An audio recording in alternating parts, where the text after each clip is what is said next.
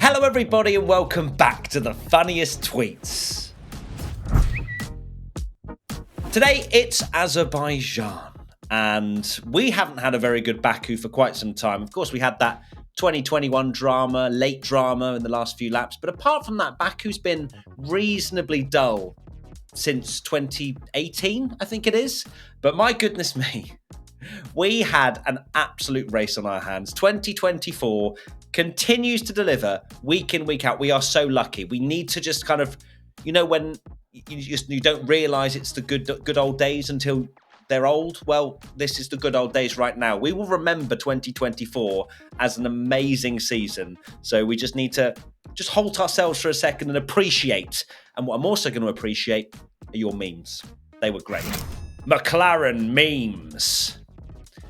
Now, there was a variety of McLaren-related memes, so I thought I'd just put them all together into a nice little segment. First and foremost, Eric_Adameni. No wheel spin. No wheel spin in every corner. McLaren do know how to create a very strange team radio, don't they? The Papaya rules obviously had its own little... We all discussed that. This one, I don't think I could honestly come up with a more distracting team radio for a driver. Now, I'm not a Formula One driver, but I feel as though having in my ear whilst I'm going around one of the most difficult tracks in the world, imagine having Andrea Stella on your shoulder saying no wheel spin. I honestly, when I saw it, I was like, this has to be a joke. McLaren are actually favouring Oscar this entire time, and they're now throwing distracting team radios to Lando. Obviously not, but bizarre. Absolutely bizarre. At Who the What Now? I actually really like this meme. I love it because Happy Gilmore, what a film. Uh-oh, look who learnt to manage tyres. Oh, that meme actually is pretty cold because Oscar Piastri, the one crux, the one sort of hindrance of his racing as he was learning Formula One, he's not even finished his second season yet, was the tyres. Learning the Pirellis, learning how to utilise them the best so that he doesn't cook through them. And he's learnt. It seems like he's learnt. Oscar Piastri has sort of just risen to this driver that I think everyone can see a world champion in him. Not only because he's fast, lightning quick in qualifying. Lando has had the edge, don't get me wrong, but he's not miles off Lando, right? But it's the racecraft as well. And something also that I would mention is the personality. He's not scared to annoy people, to pee people off, to make moves, to ask questions. And that's what world champions in the past have done. They're not scared to be within the edge of the rules, but not just that, but also within their own team. Not be settling for number two driver or voluntarily going, oh, you know what, Lando, come through. Unless the team strictly said, and it's, I mean, what a way for it all to turn out that finally McLaren say, we are going to back Lando. And then Lando gets knocked out in Q1. At Russ Tim, Oscar needs to learn how to celebrate. Oscar first. Oh, that's real nice. Look, Oscar is his own person, and we can't change that. Now, I think for when we're watching, it is always amazing to have those outbursts of emotion. But at the same time, we wouldn't want Oscar to put on a show just for the sake of him trying to fit this mould of what everyone would like to hear. Oscar's his own person. It was nice. It was bordering on cute, wasn't it, really? The way he said, yes, down the team radio. That was kind of that was him screaming for other drivers. But that's just his levels. That's just Oscar Piastri. And finally, he's got a victory that, it still was under the safety car. So it wasn't as if he could go flying over the line. Come on. He's had, two not... to be fair, he flew over the line in Hungary, but of course that was masked by the pain of what... I'm not even going to get into that. But either or, Oscar doesn't need to change. He is a brilliant character in his own way. At Frank the 44 Tank, therapist, McLaren cringe team radios aren't real. They can't hurt you.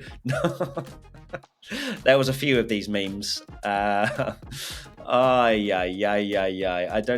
don't actually know what to say to this because it honestly, my eyes just felt like they were deceiving me at all times. But yeah, McLaren, let's just keep it nice and chill now, please, because they were rather strange. But hey, they still won the race. Not with Lando, who got that team radio, but it's just weird, isn't it? But hey, it got us talking and having some memes. At Mr. Bear 15, Oscar getting his first win, Oscar getting his second win, and Oscar's probably going to get his third win and fourth win, and many wins. And let's see if his celebrations get more and more as he wins more. I don't see it personally. I love his sort of dry, sarcastic sense of humour. You know, we're used to Australians like Daniel Ricciardo being all jovial and silly and jokey. If Oscar wants to just smile and wave and on to the next one, fair play. At Alex Humphrey 33, Mr. for Defence of Australia, Oscar Piastri. His defence was another thing, right? So I tapped into a little bit the racecraft and obviously making the move on Charles, which he knew was absolutely necessary. And not just that, but the way he placed his car when defending against Charles Leclerc. It was perfect. It was nothing short of perfect, genuinely. I could not fault him in the slightest in the way that he was positioning his car. And Charles couldn't get past, couldn't even get a sniff, really. Got close. But he never felt comfortable, did Charles, to make a move on Oscar because he was just putting his car in the right areas in order to defend. And he is the Minister for Defence. Will he continue to be that? Who knows? Because Charles was the Minister of Tyre Whispering, and then his tyres went in this Grand Prix. Perez has been it before, then people just seem to lose their titles very quickly. But I feel like Oscar, he's got a lot of wheel knowledge, that bloke. The Sun. Thought I'd just throw a little segment in for this because it deserved speaking about, and it was the sun.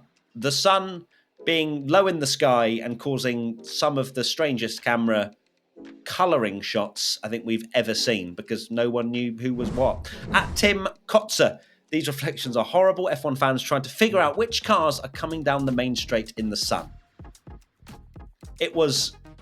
All colour was washed away. At one point, the commentator said, Charles Leclerc down the inside, nearly fell off my chair. Didn't think that, considering we just looked at Charles Leclerc into turn 2. But if the commentator says it, my brain is going to believe it, especially if it's a good thing about Charles Leclerc. It was not, alas. But also at the same time, how on earth do you commentate that? Because we just didn't have a clue what was going on. At Kaffa Crab, who is fighting, look, you can see the picture there. Who is that? I'm looking at that right now. That looks like a McLaren. Is it a McLaren? Yeah, I think it is. Yeah, it's Piastri and Leclerc with Perez just behind. But that takes ages to even remotely try and identify that. So I do wonder if there might be a different camera shot. If we do go there again in the same time next year, which I assume we are. I haven't actually fully revised next year's calendar. I wonder if we'll get a slightly different shot to show us some of the colour and the sponsors as well. They're going to be fuming. Imagine spending tens of millions to be on the front of that car and it just not being there in the shot. At Pac-Man Lee trying to watch overtakes into turn 1 in Baku. That is absolutely brilliant. Top notch. Paul, look, you're probably runner-up in Tommy's tasty tweet there. I'm sorry. Runner-up, of course, doesn't win anything. But just so you know, I commend you. Great meme.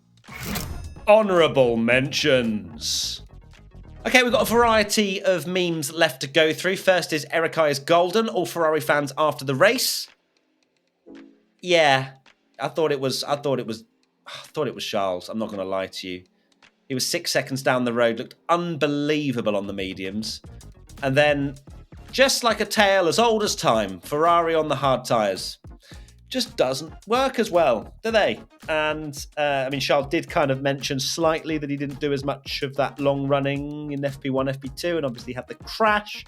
So maybe he would have had slightly better pace had he not crashed in practice, but who knows? I'm just speculating right now. But we'll take a P2. The fact that now second place is not good enough, the expectations keep chopping and changing. A few weeks ago, I would have taken a podium. I would have taken. My brain's a little bit tired. A podium every day of the week. At Purple and Gold, two cars collide. George Russell.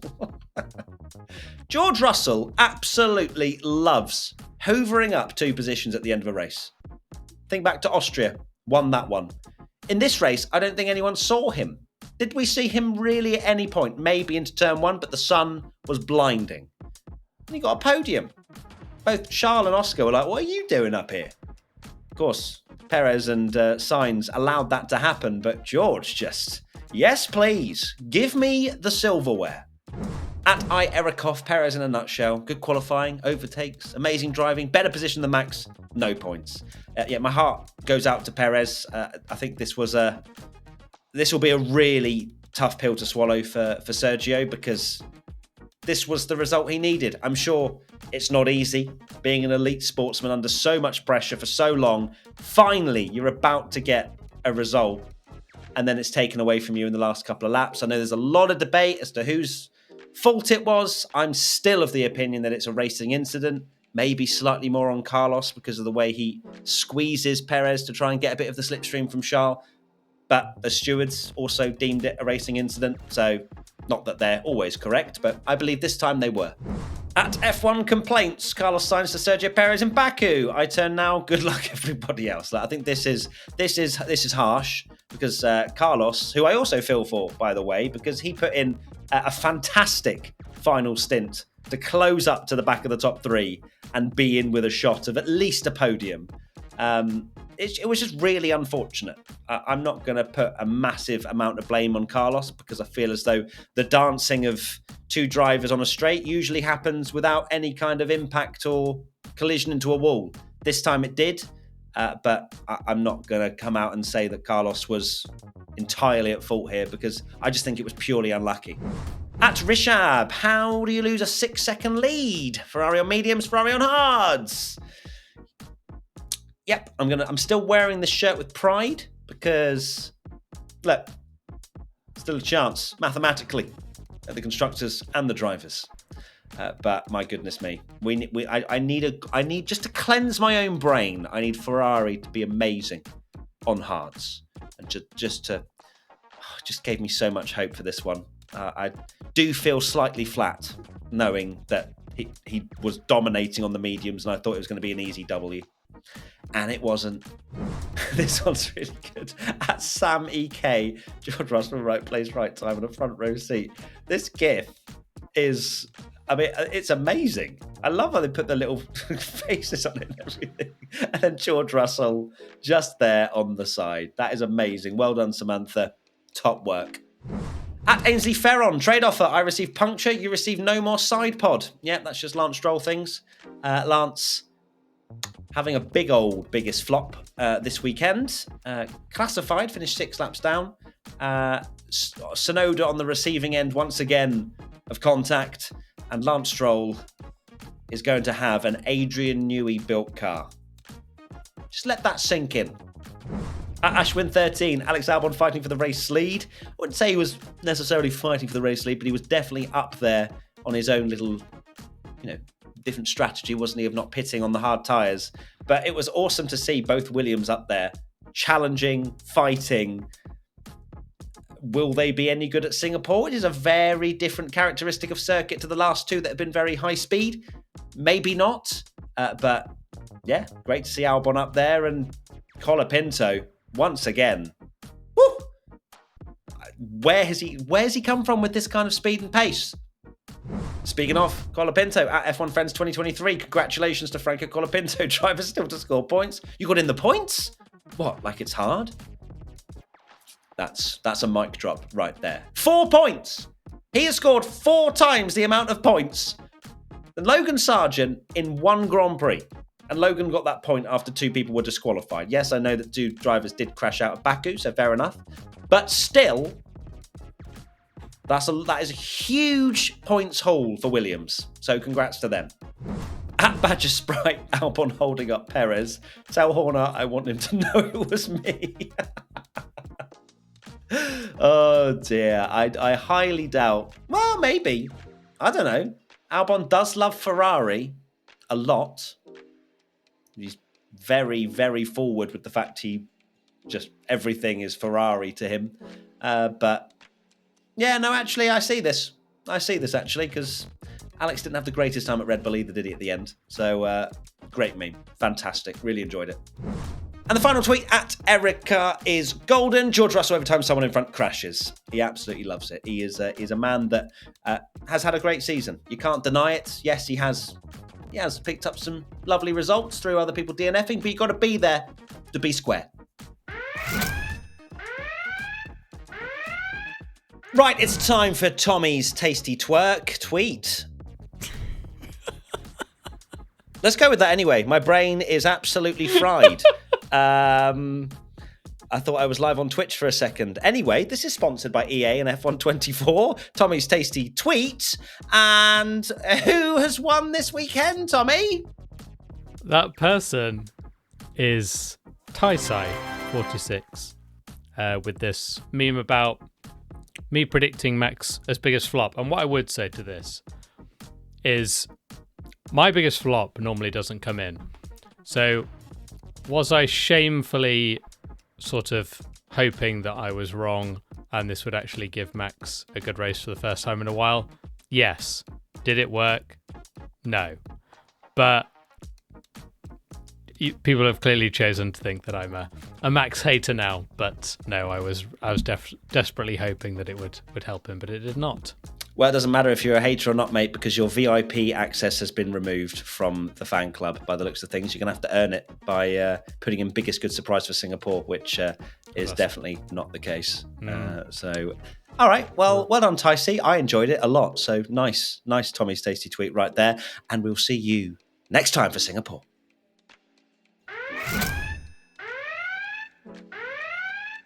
Right, that is it. Thank you so much for watching the funniest tweets to the Azerbaijan Grand Prix. And, well, tomorrow, it's race week. No, not tomorrow. Today. Today is race week because this is when this is going out, isn't it, Matt? Yes, editing and all that. Thank you, everybody. Please give the video a like if you still enjoy this series.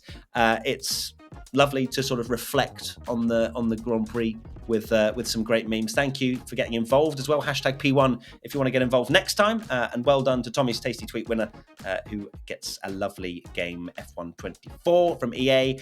My brain is shutting down and we will see you to do this all over again for Singapore next weekend. Lots of love. Bye.